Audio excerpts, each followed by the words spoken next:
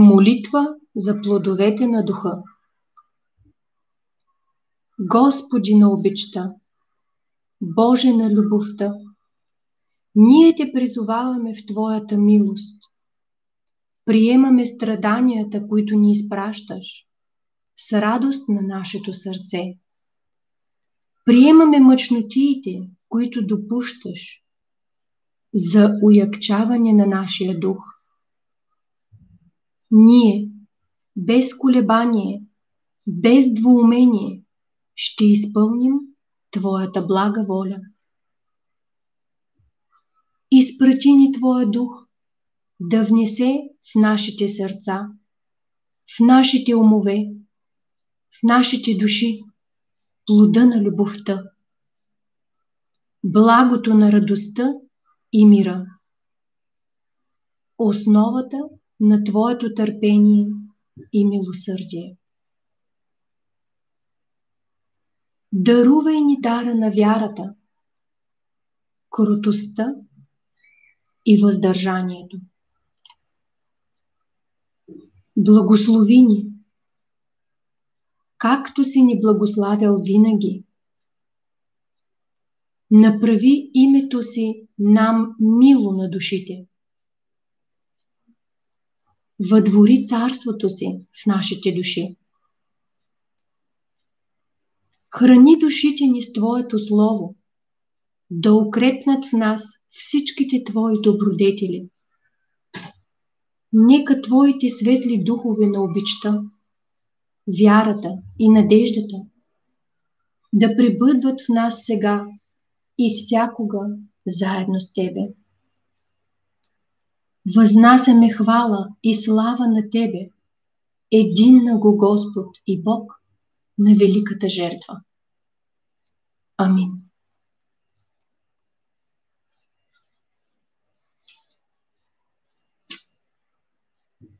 Псалом 91.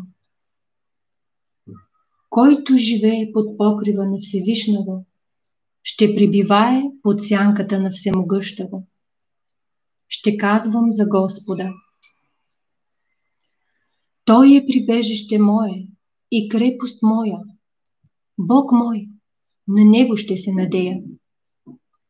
Защото Той ще те избави от сетта на ловеца и от губителен мор.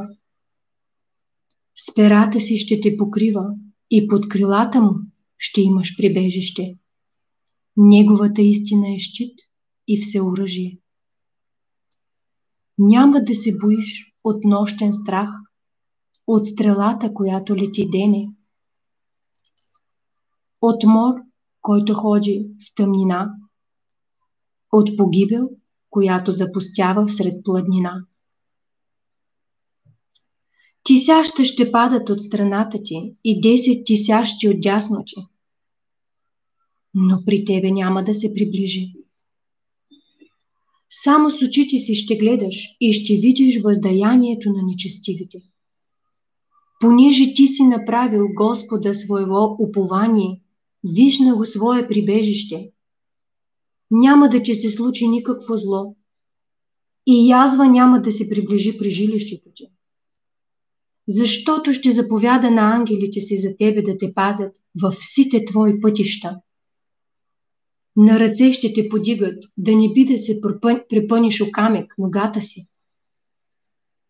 Ще настъпиш лъв и аспид, ще стъпчеш млад лъв и ламя. Понеже положи в мене любовта си, зато ще го избавя. Ще го туря в безопасност, защото позна името ми. Ще ме призове и ще го послушам.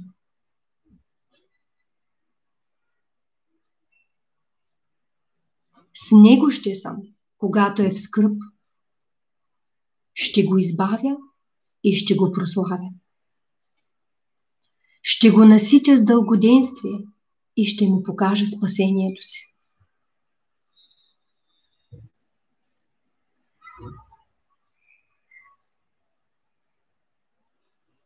Псалом 23. Господ е пастир мой, не ще бъда в лишение. На зелени пасища ме упокоява, при тихи води ме води, възвръща душата ми, води ме през пътеки на правда заради името си. И даже в дола на смъртната сянка, ако ходя, не ще се оплаша от зло, защото ти си с мене. Твоят жезъл и твоята тояга, те ме утешават. Приготвяш пред мене трапеза срещу враговете ми.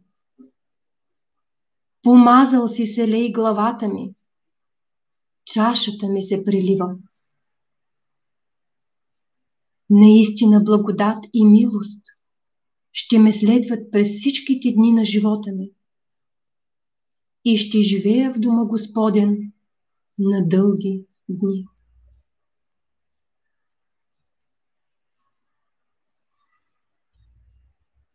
Псалом 112.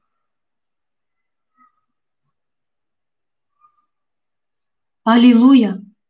Блажен онзи човек, който се бои от Господа и благоволи много в заповедите му.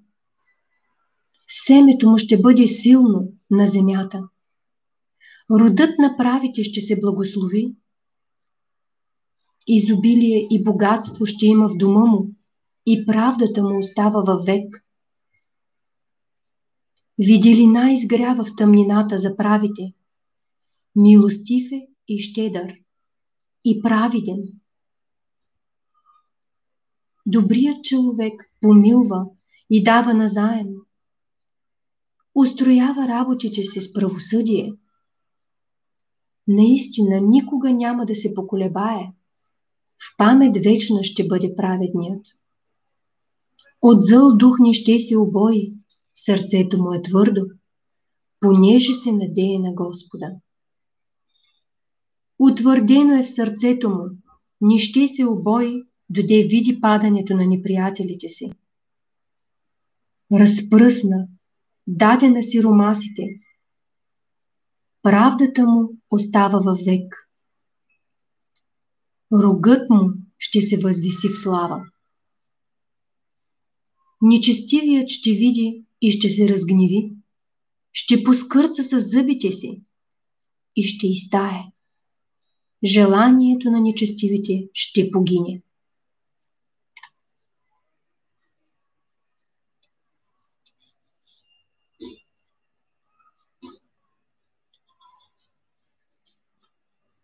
Добрата молитва.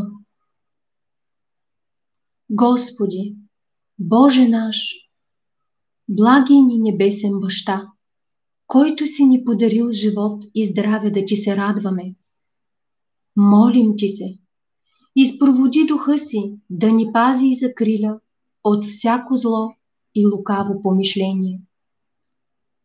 Научи ни да правим Твоята воля, да осветяваме Твоето име и да Те славословим винаги. Осветявай духа ни, просвещавай сърцето ни и ума ни да пазим Твоите заповеди и повеления. Вдъхвай в нас с присъствието си чистите си мисли и ни опътвай да Ти служим с радост.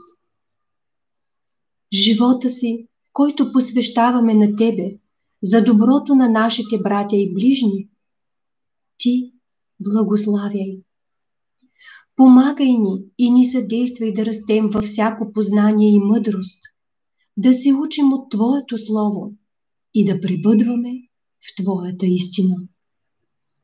Ръководи ни във всичко, което мислим и вършим, за Твоето име, да е за успеха на Царството Ти на земята. Храни душите ни с небесния си хляб, укрепвай ни със силата си, да успяваме в живота си. Като ни даваш всичките Твои благословения, приложи и любовта си, да ни е вечен закон, защото на Тебе принадлежи царството, силата и славата за винаги. Амин.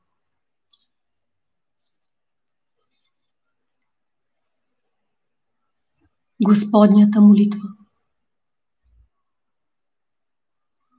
Отче наш, който си на небесата, да се свети името Твое, да дойде царството Твое, да бъде волята Твоя, както на небето, така и на земята. Хляба наш насъщния, дай го нам днес и прости дълговете наши, както и ние прощаваме на нашите длъжници. Когато изпаднем в изкушение, избави ни от лукавия, защото Твое е царството и силата и славата завинаги. Амин.